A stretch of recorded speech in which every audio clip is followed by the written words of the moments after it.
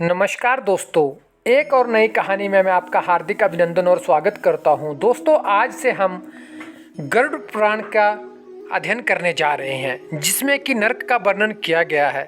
दोस्तों, अगर आपको ये कहानियाँ पसंद आती हैं तो आपसे निवेदन है कि आप हमारे चैनल को सब्सक्राइब करें और वीडियो को लाइक और शेयर जरूर से करें। नर्क का वर्णन।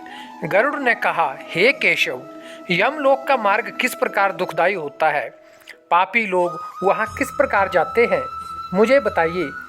भगवान बोले, हे गरुड़, महान दुख प्रदान करने वाले यम मार्ग के विषय में मैं तुमसे कहता हूँ। मेरा भक्त होने पर भी तुम उसे सुनकर कांप उठोगे। यम मार्ग में वृक्ष की छाया नहीं है, अन्न आदि भी नहीं है, वहाँ कहीं जल भी नहीं है। वहाँ प्रलय काल की भांति 12 सूर्य तपते हैं। उस मार्ग से जाता हुआ पापी कभी बर्फीली हवा से पीड़ित होता है तो कभी कांटे चुभते हैं, कभी महाविषधर सर्पों द्वारा डसा जाता है, कहीं अग्नि से जलाया जाता है, कहीं सिंहों, व्याघ्रों और भयंकर कुत्तों द्वारा खाया जाता है, कहीं बिच्छुओं द्वारा डसा जाता है। इसके बाद वह भयंकर असीपत्र वन नामक नरक में पहुंचता है, जो 2000 योजन के विस्तार वाला है। यह वन कौवों, उल्लुओं, गिद्धों, सरंघों तथा डांसों से व्याप्त है। उसमें चारों ओर दावाग्नि है। वह जीव कहीं अंधे कुएं में गिरता है, कहीं पर्वत से गिरता है, कहीं छुरे की धार पर चलता है, कहीं कीलों के ऊपर चलता है, कहीं घने अंधकार में गिरता है, कहीं उग्र जल में गिरता है, कहीं जोंकों से भरे हुए कीचड़ में गिरता है, कहीं तपी हुई बालुका से व्याप्त और धधकते ताम्रमय मार्ग, कहीं अंगार राशि, कहीं अत्यधिक धुएं से भरे मार्ग पर उसे चलना पड़ता है। कहीं अंगार वृष्टि, कहीं बिजली गिरने, शिला वृष्टि, कहीं रक्त की, कहीं शस्त्र की और कहीं गर्म जल की वृष्टि होती है, कहीं खारे कीचड़ की वृष्टि होती है, कहीं मवाद, रक्त तथा विष्ठा से भरे हुए तालाब हैं।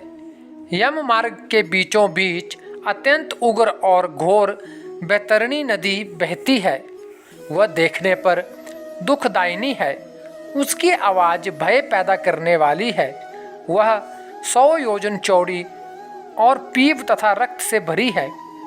हड्डियों के समूह से उसके तट बने हैं। यह विशाल घड़ियालों से भरी है। हे गरुड़, आए पापी को देखकर वह नदी ज्वाला और धूम से भरकर कड़ाह में खोलते घी की तरह हो जाती है।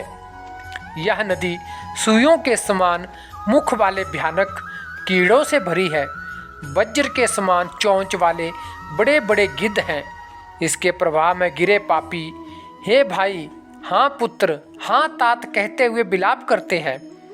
भूख प्यास से व्याकुल हो पापी रक्त का पान करते हैं।